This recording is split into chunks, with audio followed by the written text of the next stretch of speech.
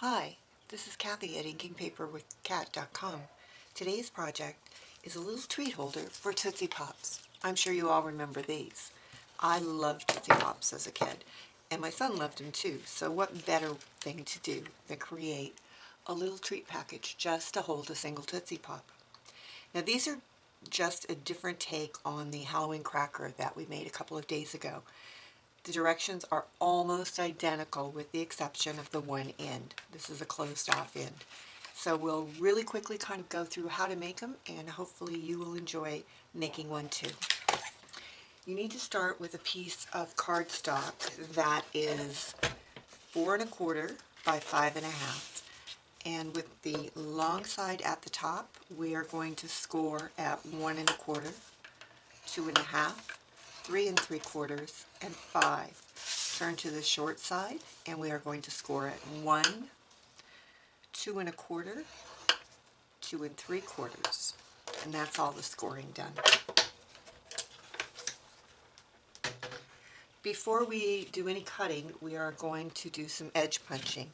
Just like on the one we did the other day, I'm going to use the Martha Stewart Spiderweb Edge Punch, and we're just going to line it up with the center score line and punch. Move, line it up, punch, go to the other side, line it up, and we're not going to worry about that last punch because we're going to cut that off. Okay, let's do a little bit of scoring before we do some punching with our envelope punch board. So we are going to score the vertical lines.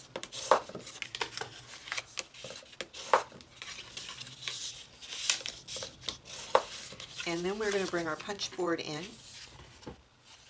We are going to start on the edge. The little point is lined up at the second score line. Punch, fold, line it up again, punch. It is a little harder when you're going through two thicknesses.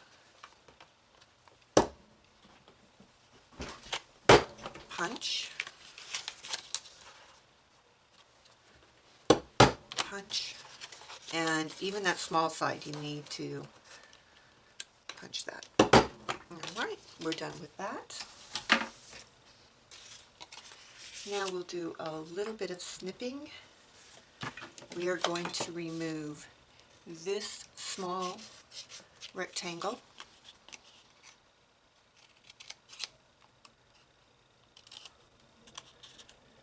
and we are going to remove this little section at the top. Alright, let's finish folding and burnishing.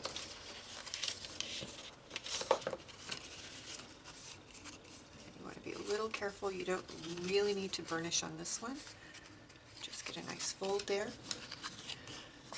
On the bottom we will cut up these score lines. This will be the front of your box, so we're going to take a small wedge out of the tab on the end, and then we will count over 1, 2, 3 tabs and take a little wedge out of each side. That'll make your box close better. Cutting done. Alright, let's put our box together. I'm going to use some fast fuse along the seam.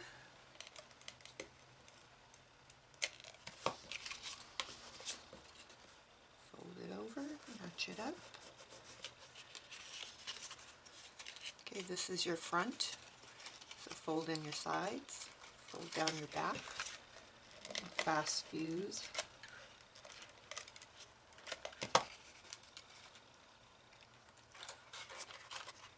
stick it in, and let's put a lollipop inside.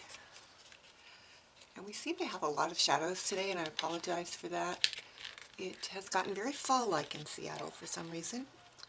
We've had an absolutely glorious summer, so it is really kind of strange that middle of August we're this overcast. So we're gently pushing in. We will take our ribbon, and I'm using a black grosgrain for this.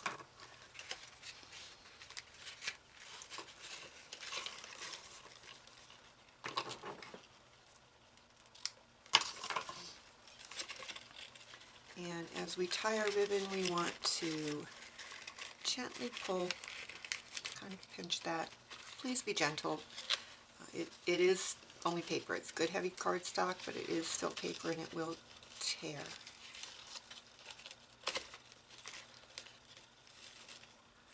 Okay, get your ribbon the way you want it. I'm not going to spend a lot of time on it. We'll do a simple greeting. This is a Studio G stamp from several years ago. I'm going to stamp it on a piece of scrap orange paper that I have, using black archival ink. With the 1 1/4 inch round punch, going to punch the sentiment out.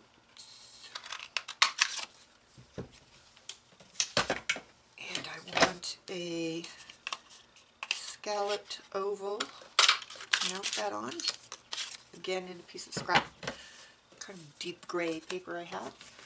We'll pop that up with some dimensionals.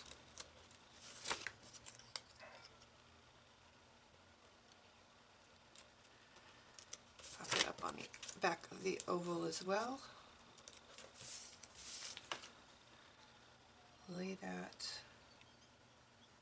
on so it's centered. And there you have it. A Tootsie Pop. Let's see if we can get a little closer. Treat box just for Halloween. Thanks for joining me.